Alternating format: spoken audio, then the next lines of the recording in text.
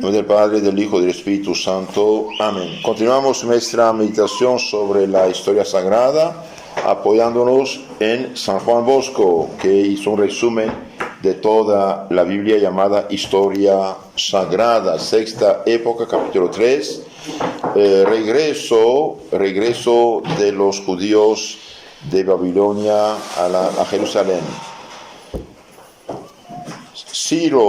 Ciro, el rey de los persas, que tomaron el lugar de los de Babilonia en 539-38. En 536, Ciro, el rey de los persas, que domina todo el Medio Oriente, al subir al trono de Babilonia, quedó muy maravillado al saber que el profeta Isaías, hablando de él 200 años antes, había predicho que él pondría en libertad a los hebreos.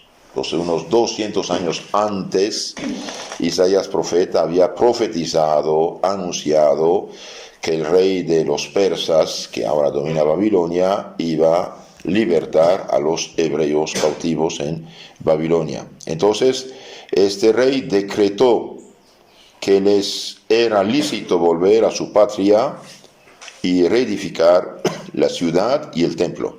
Entonces Ciro les permite regresar en la Tierra Santa, reedificar la ciudad de Jerusalén y reedificar el templo. Ordena al mismo tiempo que se les restituyeran los vasos sagrados sacados de Jerusalén por Nabucodonosor en 586 a.C. Esparcida tan buena noticia, 40.000 hebreos, unos 40.000 hebreos, guiados por Josué, sumo sacerdote, y por Zorobabel, jefe de la tribu de Judá, descendiente del rey David, volvieron a Jerusalén. Entonces ahí tenemos el sumo sacerdote llamado Josué y el jefe, digamos, político, Zorobabel, que representa al rey de los persas, de hecho. Regresan a Jerusalén. Y aunque quedaron bajo el dominio del rey de Persia, tenían amplias facultades para elegir sus pontífices, el sumo pontífice, pone el Papa del Antiguo Testamento, sus capitanes y sus magistrados. Al llegar a su patria, su primer cuidado fue echar los cimientos del nuevo templo. El nuevo templo, un nuevo templo va a ser reconstruido. Después de empezado el nuevo templo, muchos enemigos del pueblo de Dios atrasaron su reconstrucción de muchos años. Los samaritanos querían participar también en la construcción. Los judíos dijeron no, y por eso hubo problemas. Porque eran unos como herejes para ellos, ¿no? Eran herejes. Entonces sí retrasó bastante la construcción. Hasta que subió al trono de Persia otro rey llamado Darío. El rey Darío, este rey Darío favoreció mucho a los hebreos y con edicto especial prohibió que se los molestase, permitiéndoles reanudar los trabajos de reedificación. En 4 años se ultimó la obra del templo y se dedicó con solemnes fiestas. Pero los hebreos, que por tan largo y penoso cautiverio habían sido reducidos a extrema pobreza, no pudieron construir el segundo templo con el esplendor y magnificencia del primero, que David había preparado el dinero y Salomón hizo la construcción. Es el apogeo del reino de Israel. Entonces este segundo templo no pudo ser tan espléndido como el primero, es normal. Por este motivo los ancianos que habían visto el templo de Salomón lloraban sin consuelo al ver el nuevo templo muy inferior a aquel. Pero el Señor los consoló enviándoles el profeta Ageo, que reanimó su valor y les aseguró que el nuevo templo sería más glorioso y célebre que el primero, porque sería honrado con la presencia del Mesías, Salvador del mundo. He aquí las palabras del profeta: animaos, dice el Señor, y trabajad aún poco de tiempo, y vendrá el deseado de las naciones. Este deseado de las naciones es Cristo Jesús nuestro Señor. Yo llenaré este templo de gloria, y sobrepujará la del primero, y en este lugar daré la paz, es decir, toda bendición por medio del Salvador que vendrá a visitarlo. Entonces aquí tenemos un profeta que dice, bien, es verdad que es menos grande, menos magnífico que el de Salomón, pero a este templo va a venir el Mesías prometido y esperado. Veamos un poco lo que dice el mismo libro del profeta Ageo. Esto es del año 520 más o menos antes de Cristo. Capítulo 1 de Ageo profeta. En el año segundo del rey Darío, el mes sexto, el día primero del mes, fue la prueba de Yahvé por mano de Ageo profeta. Entonces la palabra se dirigida a Zorobabel, hijo de Selatiel, gobernador de Judá, y a Josué, hijo de Jehozadak, sumo sacerdote, diciendo, así habla Yahvé Sebaot. Este pueblo dice, no ha venido aún al tiempo de edificar la casa de Yahvé.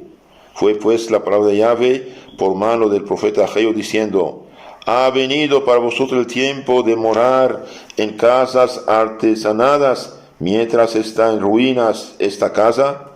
Pues así dice Yahvé Sabaoth, pensad bien en vuestra suerte, sembráis mucho, encerráis poco, coméis y no saciáis, bebéis y no hartáis, os vestís y no os calentáis, y el que anda jornal echa su salario en bolso roto. Así dice Yahvé, pensad bien en vuestra suerte, subid al monte, traed maderas, reconstruid la casa, y yo hallaré en ella mi gozo, mi gloria, dice el Señor. Con otras palabras, ustedes se cuentan sus cosas, pero no se cuentan la casa del Señor. Vayan y empiezan la construcción. Así dice Yahvé, pensad bien en vuestra suerte, subid al monte, traed madera, construid la casa, y yo hallaré en ella mi gozo y mi gloria. Esperabais mucho y habéis hallado poco, etcétera, etcétera. Entonces, ahí los anima a construir. Después el capítulo 2 habla de la gloria del nuevo templo.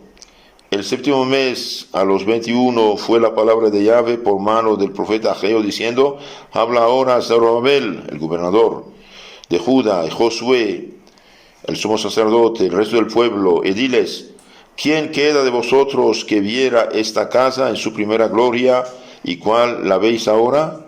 ¿No es en verdad a vosotros, a vuestros ojos como nada? Pues anímate, Zorobabel, dice Yahvé, anímate tú también, Josué, sumo sacerdote, y cobra ánimo, pueblo todo de la tierra, dice Yahvé, y a la obra, porque soy yo con vosotros, dice Yahvé. Confirme a la alianza que con vosotros hice a vuestra salida de Egipto, estaré en medio de vosotros mi espíritu. No temáis, porque así dice Yahvé, de ahí a poco haré aún temblar los cielos en la tierra, los mares a seco, etcétera. Después hace una promesa de protección a los Zorobabel. Fue por segunda vez la palabra de Yahvé a Ageo a los 24 del mismo mes, diciendo, habla a Zorobabel, gobernador de Judea, y dile, y yo conmoveré los cielos y la tierra, y trastornaré los tronos de los reinos, y destruiré la fuerza del reino de las gentes, y volcaré el carro y a los que en él suben, y se vendrán abajo los caballos, y los que en ellos cabalgan, los unos por la espalda de los otros. Y aquel día, dice Yahvé, te tomaré a ti, Zorobabel, mi siervo, dice Yahvé, y te haré como anillo de sello, porque yo te he elegido, dice el Señor. Y de hecho, el Mesías será descendiente de este gobernador llamado Zorobabel, en mismo tiempo representaba el rey de los persas que dominaba toda la región. Ahora veamos un poco el aspecto espiritual y moral. Hemos dicho que Jeremías había profetizado contra los falsos profetas que al cabo solamente de 70 años los hebreos iban a regresar a su patria. Y otra buena noticia, Daniel había anunciado, profetizado, que solo habrían de transcurrir 70 semanas de años, o sea, 490 años, para que viniera el Mesías. Eso es también importante. Daniel anuncia la venida casi con fechas del Mesías. Entonces, los persas permiten a los judíos de regresar, unos 40,000 hebreos regresan, y después otros regresan a la Tierra Santa. Ahora veamos un poco el aspecto moral. Vemos la misericordia de Dios con ellos, la misericordia de Dios, la fidelidad de Dios, y lo que los anima son siempre las profecías acerca del Mesías que va a venir. Primero veamos la misericordia de Dios. Para con el pueblo de Israel fue efectivamente muy grande. Muchos pueblos desaparecieron de la historia, hasta reinos, imperios desaparecieron, ellos no. Entonces vemos la misericordia de Dios con el pueblo de Israel. Con pasmosa infidelidad había este pueblo quebrantado la alianza asentada con Dios, dándose a la idolatría y entregándose a una vida pagana. Entonces, ¿por qué fueron desterrados? Por haberse dado a la idolatría y a la vida pagana, por haber fallado a Dios. El Señor entonces iba de tiempo en tiempo enviando profetas para mover a Israel a la penitencia, a la conversión, al arrepentimiento. Pero los profetas fueron despreciados y perseguidos, e Israel bien siguió a falsos profetas y permaneció impenitente. En vista de esto, Dios hizo que estallase por fin el castigo mucho antes anunciado. El pueblo fue azotado con los horrores de una guerra tenaz y llevado cautivo a Babilonia, pero el castigo únicamente para enmendarle. Entonces este castigo del cautiverio en Babilonia fue para enmendar a Israel, para que se corrigieran, se convirtieran y finalmente se arrepentieran. Entonces Dios propone la paz, propone la solución, no hacen caso. Bien, viene el problema. Al tiempo en que, llenos de luto, los judíos se alejaban de su patria, les dio el Señor la consoladora palabra: yo abrigo sentimientos de paz y no tribulación sobre vosotros. Pasados 70 años os volveré a traer. Les da esperanza. Y después que los judíos se enmendaron y renunciaron para siempre a la idolatría, gracias a la acción de los dos grandes profetas, Ezequiel y Daniel, bien volvieron a poseer su patria, su templo, su culto, y se les abrió la perspectiva de la próxima venida del Mesías. Verdaderamente que toda la historia del pueblo de Israel es una prueba de la bondad y misericordia infinita de Dios, porque lo que ella nos cuenta no es más que una lucha de la gracia divina con la maldad humana. Podemos notar esto. La historia de Israel es una lucha entre la gracia divina y la maldad humana, un combate continuo de la misericordia de Dios con la obstinación de los hombres. Y todo eso viene del mal uso de la libertad, de una lucha continua de la gracia contra la maldad humana, un combate continuo de la misericordia de Dios con la obstinación de los hombres que quieren mal usar de un don de Dios que es la libertad. Y sin embargo, Dios es fiel. Ahora veamos la fidelidad de Dios. La fidelidad de Dios es el fundamento de nuestra esperanza, no solamente para Israel, sino para todos los pueblos y toda persona. Dios es fiel. Dios no se contradice. Por medio de Jeremías había el Señor prometido que volverían, transcurridos que fuesen 70 años. Y esta promesa se cumplió puntualmente, haciendo Dios con grandes milagros que Ciro, el rey de Persia, tomó Babilonia, fuese propicio a los judíos y que lleno de santo temor de Dios, autorizase la vuelta y la reedificación del templo. Entonces Dios usa a un rey pagano para cumplir la profecía, como usó un rey pagano, Tiberio César, que había mandado un censo en todo el imperio para que el Mesías naciera en Belén. Este cumplirse las promesas divinas debe fortalecer nuestra esperanza en que Dios cumplirá cuanto nos ha prometido. Entonces, como cristianos debemos siempre ejercitar la virtud de la esperanza. En Dios no hay engaño y en Dios no hay impotencia. Dios promete, Dios cumple. Es importante saber esto. Ahora veamos otro punto aquí interesante, la profecía acerca del Mesías por profeta Ageo. Pone en perspectiva la pronta venida del deseado por todos los pueblos del Mesías, que con su presencia haría al nuevo templo más glorioso que el levantado por Salomón, con tanta riqueza y magnificencia. En efecto, la más sencilla capilla católica es más gloriosa que el templo de Jerusalén, de Salomón. ¿Por qué? Porque cerca había desde un templo la tabla de ley, unas cosas materiales, mientras que tenemos el Santo Sacramento, tenemos la presencia real de Dios entre nosotros. Pues esto es lo que hace la cosa, ¿no? Es importante saber, ¿no? Entonces, Jesús va a venir y va a visitar ese templo. Jesucristo, el Hijo de Dios hecho hombre, fue presentado en ese templo cuando niño. El de Salomón no conocía esto. En él estuvo cuando era muchacho de 12 años, y cuando hombre oró en él, enseñó e hizo milagros en ese templo. Por eso los ancianos decían, no es maravilloso como el Salomón, sí, pero recibió el que esperaban, el Mesías. Otra profecía, quien por el vaticinio de Ageo acerca de la gloria que la presencia del Mesías comunicaría al nuevo templo, quisiera deducir que el Mesías había de aparecer con grande pompa mundana. Debe aprender en las profecías de Zacarías que el deseado sería ciertamente rey, mas no haría su entrada en Jerusalén como un dominador con mundano poderío, sino como un salvador inocente, respirando sencillez y pobreza. Entonces vino sobre el hijo del asna, ¿no? Sobre un pequeño asno, y no como un caballo poderoso y orgulloso. Y así Zacarías hace esta profecía que el deseado de las naciones, el Mesías, sí iba a venir, pero sobre el hijo del asno y no sobre un caballo. Otra profecía interesante en este tiempo, la de Malaquías. Muy interesante esto, es acerca de la misa, del sacrificio.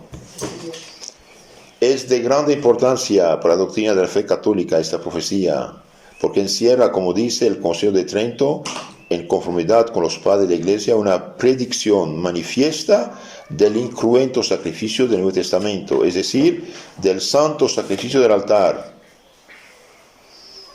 Examinemos pues atentamente lo que Dios predijo por Malaquías. En primer lugar, Dios, con estas palabras, desde oriente hacia el occidente, mi nombre será glorificado en las naciones.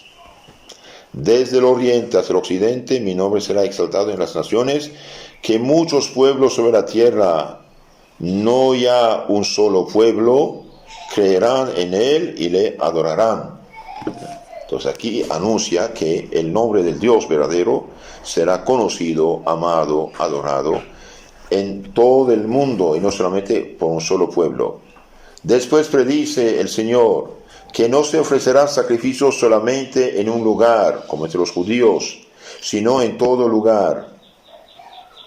Entonces van a ofrecer sacrificio en todo lugar, que ese sacrificio será puro, que es un sacrificio puro, y una ofrenda, es decir, un sacrificio incruento, no sangriento, como el que los judíos ofrecían de pan, harina y vino.